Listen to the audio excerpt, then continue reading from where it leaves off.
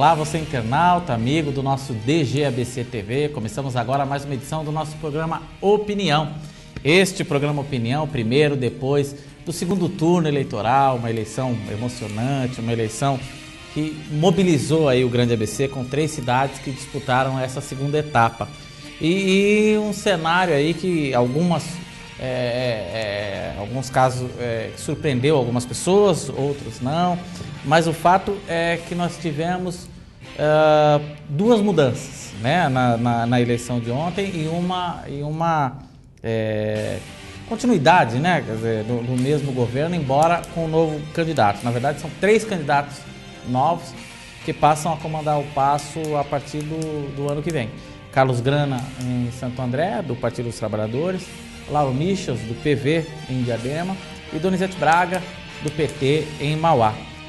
Para comentar, para conversar um pouco sobre a eleição, sobre o que a gente pode extrair aí desse cenário, os números, enfim, um balanço completo, a gente traz aqui em nossos estúdios o jornalista Beto Silva, editor de política, que comandou aí a equipe que esteve às ruas, e vamos conversar bastante, vamos falar não só do resultado da eleição dessas 3 cidades, como fica o panorama no Grande ABC a partir do ano que vem.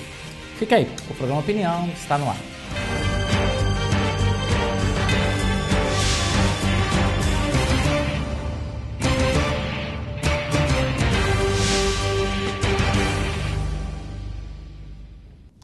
Eleição encerrada, eleição resolvida, prefeitos eleitos. E agora o momento aí da gente poder fazer uma análise, poder entender aí o quadro, saber como é que fica aí o panorama político a partir de 2013. Beto, em primeiro lugar, mais uma vez, obrigado por estar aqui com a gente. Qual o teu balanço, na tua análise aí, como é que fica o panorama político aí do Grande ABC, somando o segundo turno com o resultado geral aí da primeira etapa? Olá, Sérgio, olá você que nos acompanha no programa Opinião. Não sei se você... Claro que você vai lembrar, Sérgio, você também que nos acompanha. Em julho, quando nós fizemos o primeiro programa sobre a eleição, nós dissemos que estaremos diante de eleições históricas no Grande ABC. E aí, com o fechamento do pleito eleitoral no dia 28, nesse domingo, a gente realmente comprovou que foram eleições históricas. Cada cidade teve a sua peculiaridade, cada cidade teve uma ação a ser destacada. E numa compilação geral, a gente vê aí um crescimento grande da representatividade feminina, por exemplo, é o que a gente pode destacar nesse momento. Na primeira eleição municipal após a conquista da presidência da República pela presidente Dilma, a primeira mulher a governar o país, nós vimos aí um crescimento da representatividade feminina no Grande ABC. São 5 vices dentre as 7 cidades, dentre os 7 prefeitos eleitos, 5 vices mulheres, e nas câmaras nós tínhamos 5 vereadoras e agora temos 10. Ou seja, dobrou aí o número de mulheres nas câmaras. Pode ser o primeiro destaque, a gente pode falar cidade por cidade mais para frente no nosso programa, mas inicialmente destaque para as mulheres aí nessa eleição 2012. O que a gente viu na eleição domingo, né, depois das urnas fechadas, é que a maioria escolheu pela renovação, né? Quer dizer, ontem pelo menos 2 cidades trocaram o comando, uma manteve, mas com um nome novo. Essa é a tua leitura também? Quer dizer, esse foi um recado do eleitor? Teve alguns recados que o eleitor mandou através das urnas aí nessa eleição 2012. A renovação, entre as 7 cidades, 4 delas mudaram o comando, né? Os grupos políticos que estavam não vão estar mais a partir de 2013, no mandato até 2016.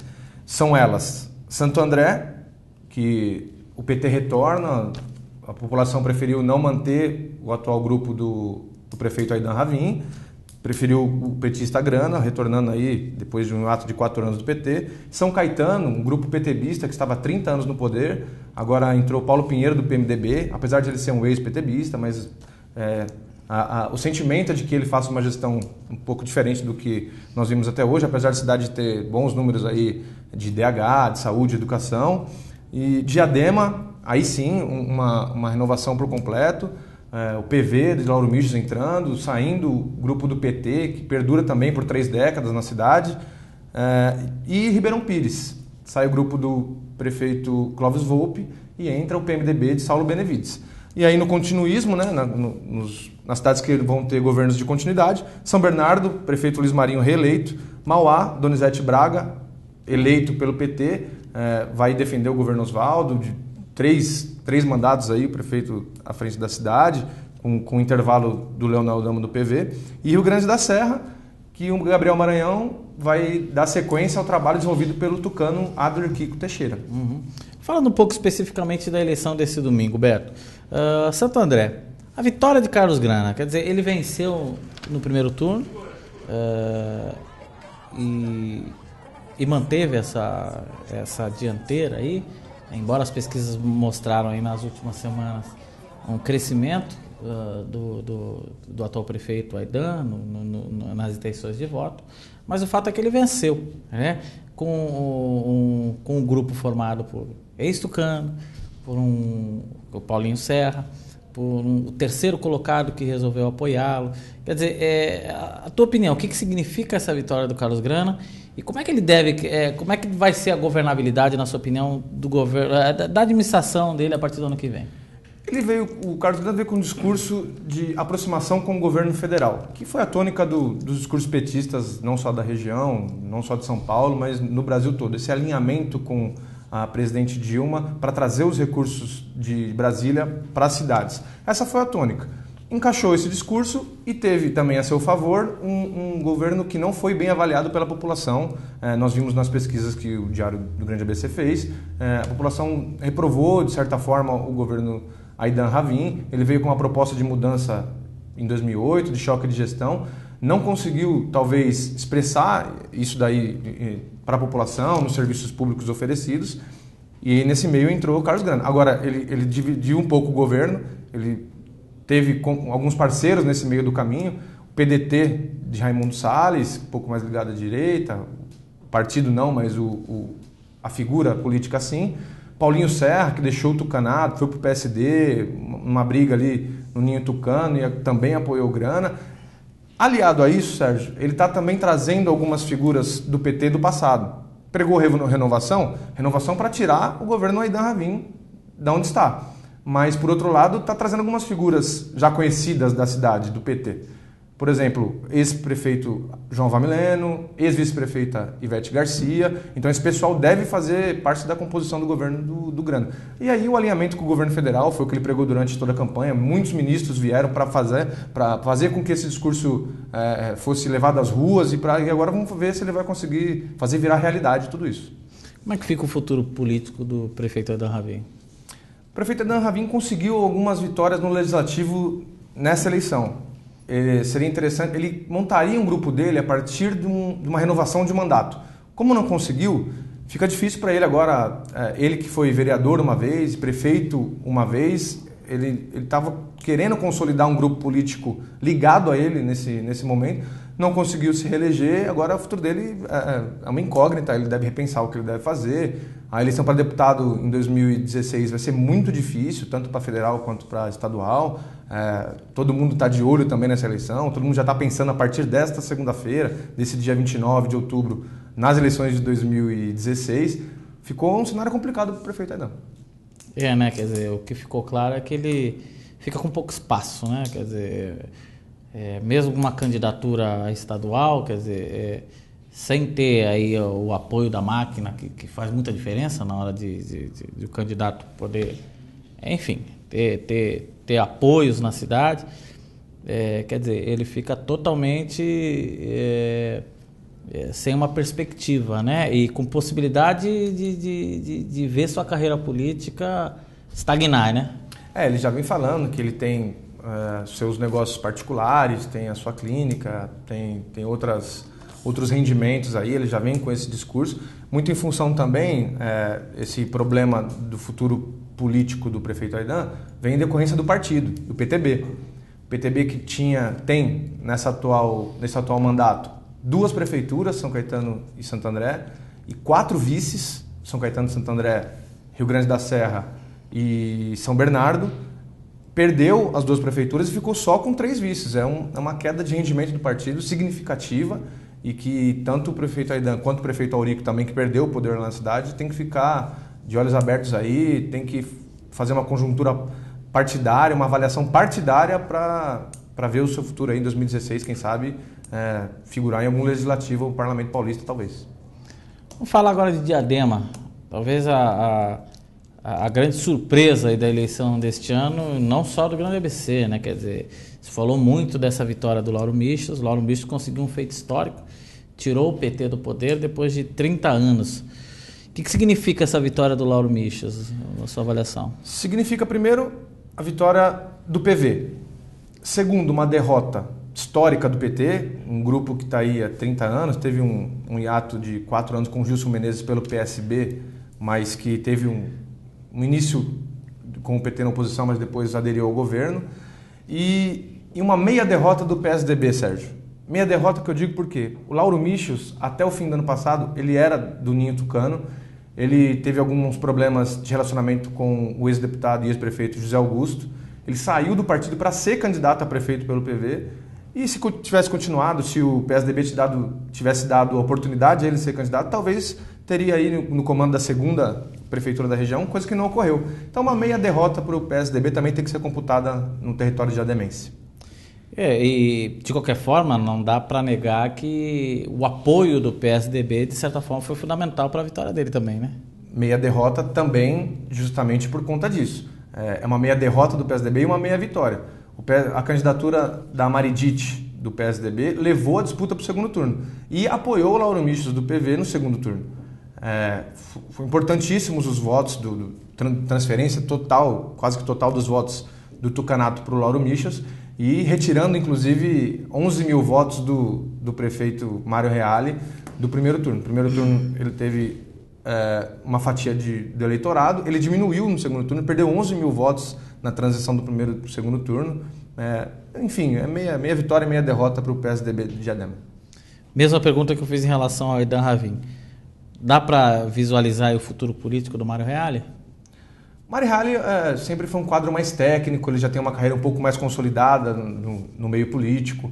Ele foi secretário municipal, ele foi deputado estadual, ele tem um respaldo um pouco maior do PT, o PT que não diminuiu como o PTB, o PT conseguiu se manter aí em evidência no cenário regional, ganhou a prefeitura da capital, também é uma outra porta que foi aberta para o PT e de repente para o Mário Reale se encaixar continuar na carreira política dele. Eu acho que não tem tanto problema assim para a continuidade da carreira do Mário Reale.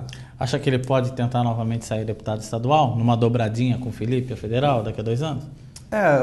Diadema tem um pouco de carência de quadros conhecidos no estado. O Mário Reale é um deles. Eu acho que a gente tem que destacar também, além do futuro do Mário Reale, o futuro do prefeito, do ex-prefeito e hoje deputado federal, José de Felipe Júnior. Talvez ele seja a grande figura para tentar combater o Lauro Michels daqui a 4 anos, numa eleição de 2018. Talvez para retornar com 2016, fôlego, né? 2016. Talvez seja a grande figura da cidade para tentar combater. Vai depender muito dos 4 anos que o Lauro Michels vai fazer agora, de 2013 a 2016. Uhum. Falando agora de Mauá, Donizete Braga, do PT, venceu a eleição. Qual a tua análise sobre isso? Vem, inclusive, lembrando de uma administração mal avaliada, que é a administração do Oswaldo Dias, né? Apesar de uma administração mal avaliada, a gente tem que considerar que o eleitor de Mauá ele é estritamente petista, e isso ficou comprovado mais uma vez na eleição deste ano. Apesar dos percalços aí, alguns bate-cabeças até interno do grupo do PT, com a saída de cena do prefeito Oswaldo Dias nessa eleição, dando lugar ao Donizete Braga. Apesar de tudo isso, a cidade ainda acredita no trabalho do PT e isso há de ser ressaltado. A oposição de Mauá ela tem que se unir, ela tem que se manter ativa nesses 4 anos para tentar alguma coisa daqui 4, quem sabe 8 anos, para tirar das mãos do PT a cidade, que tem seus problemas financeiros, todos sabem, tem os seus problemas sociais, mas vai depender. A oposição de Mauá não conseguiu ainda se construir, ainda não conseguiu se consolidar. A oposição ao PT, cidade estritamente petista, o presidente Lula sempre ganhou suas votações lá quando foi candidato a presidente, o PT sempre ganhou as votações a governador e nas últimas 5 eleições sempre o PT ganhou no âmbito municipal. A oposição tem que refletir sobre a sua maneira de atuar no município de Mauá. Agora, você acha que a Vanessa Damo, que teve 90 mil votos, passa a ser a principal liderança da oposição nesse momento? Ela passa a ser, ela já nos últimos anos aí, ela já tentava se colocar como oposição, no último ano principalmente, quando começou a construir sua candidatura a prefeita. Eu acho que ela tem a missão aí de encabeçar essa trincheira, de encabeçar esse movimento, dialogando com os vereadores.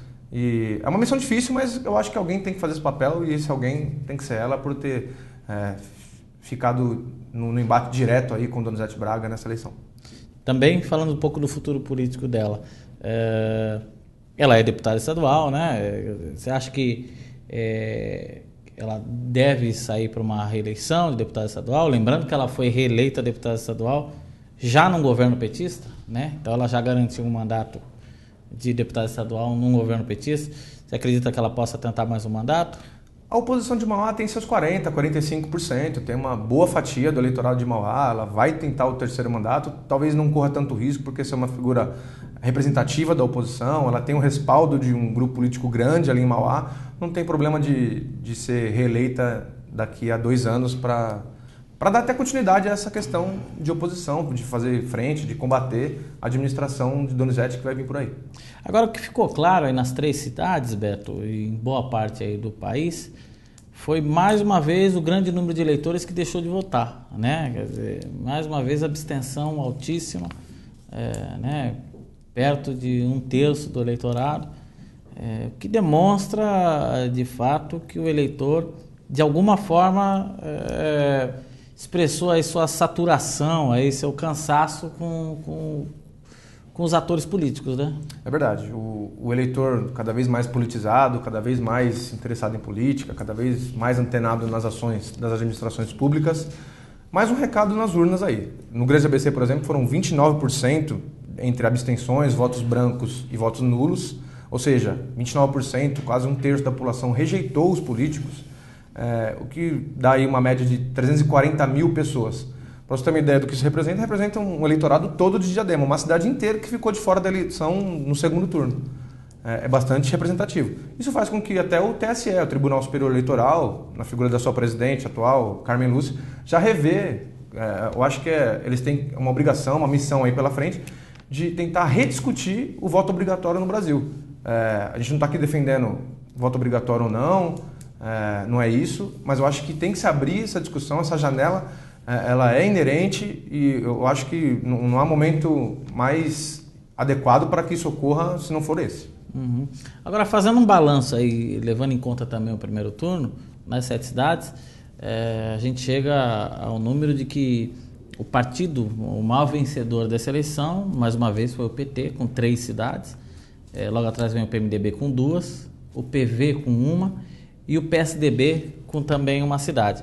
Agora, como é que fica, Beto, em termos financeiros? Quer dizer, o PT também é um partido que vai administrar uma fatia maior dos orçamentos municipais? O PT vai administrar praticamente 70% do orçamento de 8 bilhões que nós teremos nas 7 prefeituras no ano de 2013.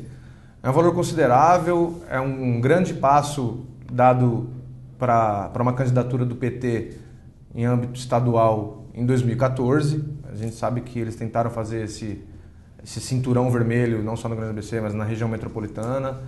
O PT... Conseguiram, né, em muitas cidades. Conseguiram, né? Em muitas Osasco, cidades. Guarulhos, a capital. É uma preparação do terreno para 2014, para enfrentar o governador tucano Geraldo Alckmin, que vai tentar a reeleição. Mas eu acho que aqui no Grande ABC, apesar de perder Diadema, ficou com as principais cidades, Santo André, São Bernardo e Mauá, cidades... São Caetano também entra nessa lista por conta da arrecadação, da distribuição per capita dos recursos públicos, mas também dizem aí nos bastidores que teve um certo apoio Paulo Pinheiro lá em São Caetano do PT, que deve fazer parte do seu governo.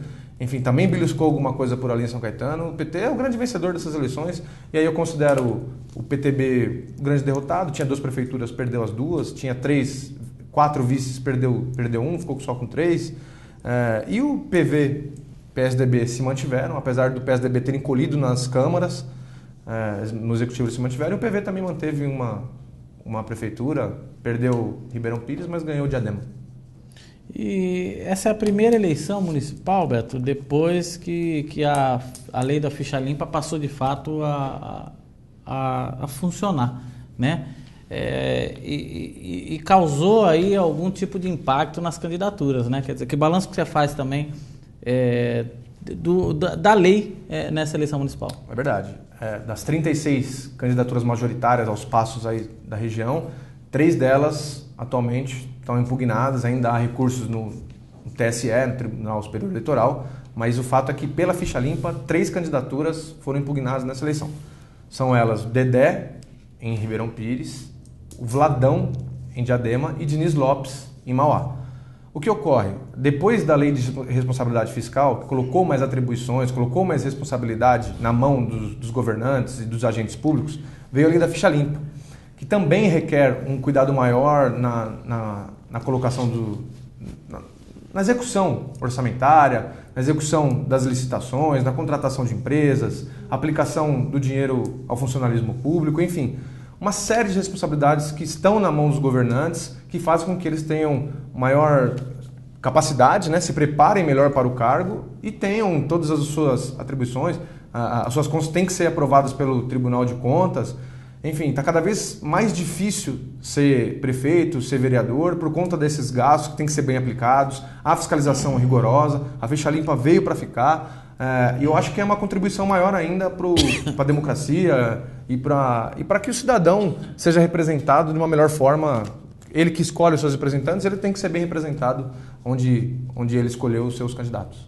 E é até um recado para os prefeitos que estão assumindo, né? Quer dizer, a ficha limpa de fato passa a valer, né? Quer dizer, aquele prefeito que tiver uma conta rejeitada e que for mantida a rejeição pelos vereadores, pode ter problema, né? De tentar mais um mandato, né? Tem que fazer a coisa certa.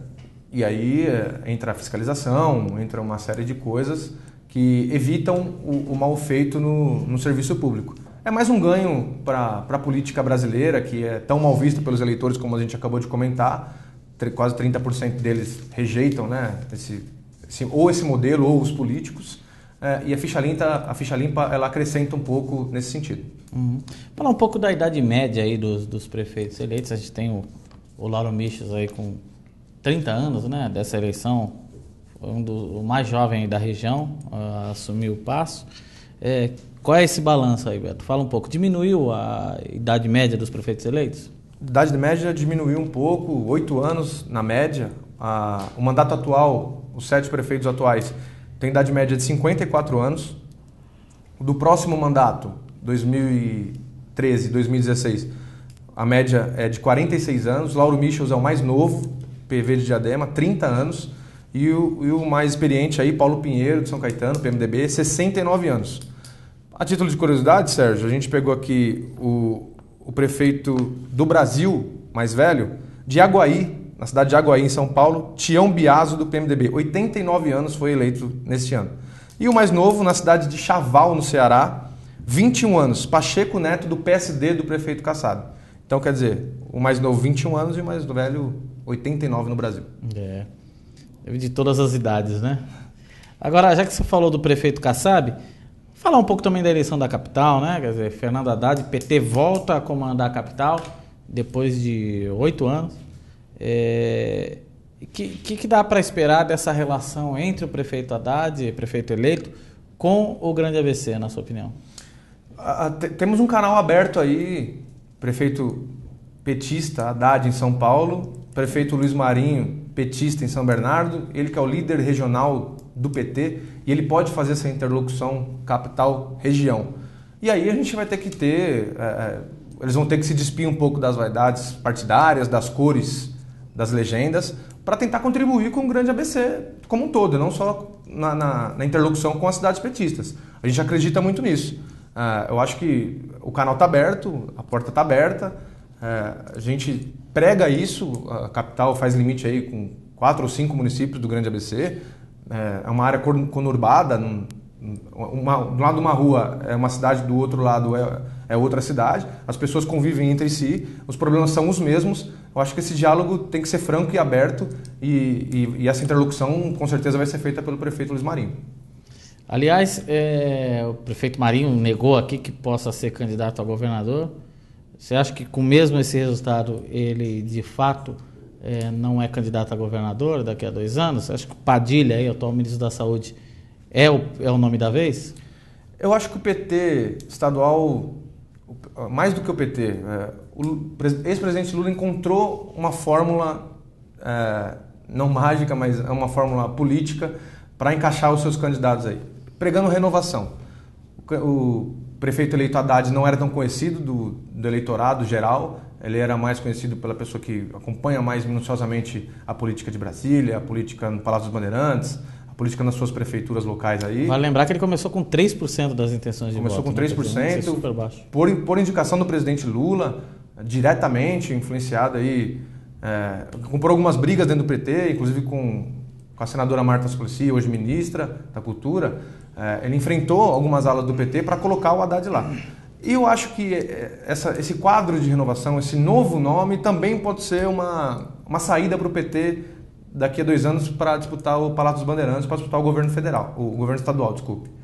De repente, o Padilha é um nome que vem ganhando força, vem ganhando corpo aí dentro do petismo, e o presidente Lula deve levantar o braço dele, assim como fez com o Haddad em São Paulo, para ele ser o candidato do PT ao governo do estado em 2014. Isso. Maravilha, Beto. Nosso programa está chegando ao final. Quero agradecer mais uma vez sua presença aqui, parabenizar pelo trabalho realizado aí desde o dia 6 de julho, que estamos com a equipe nas ruas, no primeiro turno, no segundo turno, no impresso, no DGABC TV, enfim, toda a nossa equipe que foi às ruas, uma oportunidade de poder também agradecer a equipe completa do Diário, quer dizer, todos os setores, todos os segmentos do jornal que não mediram esforço para que a gente pudesse mais uma vez fazer história, mais uma vez poder sair dessa eleição satisfeitos, né? Como a gente fala, o Diário do Grande ABC sai maior do que entrou, né? Quer dizer, sai vitorioso, porque mais uma vez teve a oportunidade de trazer para o eleitor todas as informações possíveis, né? A gente contribuiu, a gente sabe do nosso papel e contribuiu para o cenário político do Grande ABC, para a democracia do Grande ABC. E isso é uma satisfação pessoal nossa, aí, de nossa equipe, do Beto. Então, a oportunidade de agradecer a você também, internauta, leitor, que nos acompanha e que esteve com a gente aí todo esse período. Obrigado, viu, Beto, mais uma vez. É isso, eu que agradeço, Sérgio. Precisando da gente, sabe que a gente está à disposição. E o Diário do Grande ABC não só contou mais uma história, não só contou o que aconteceu nessas eleições de 2012, que foram históricas, mas de fato fez parte da história, contribuiu aí com o eleitor, com o cidadão do Grande ABC, e isso vai continuar nesse período agora de transição de governos, vai continuar no próximo mandato. A gente vai fiscalizar as ações públicas, a gente vai estar colado nos vereadores, nos prefeitos eleitos aí, para também, mais uma vez, contar a história deles e fazer parte também dessa história. Obrigado. Esse é o nosso papel. Esse você sabe, isso você pode esperar, sim, do Diário do Grande ABC. A você, internauta, obrigado mais uma vez por estar conosco e até a próxima terça-feira com mais uma edição do programa Opinião. Obrigado e até lá.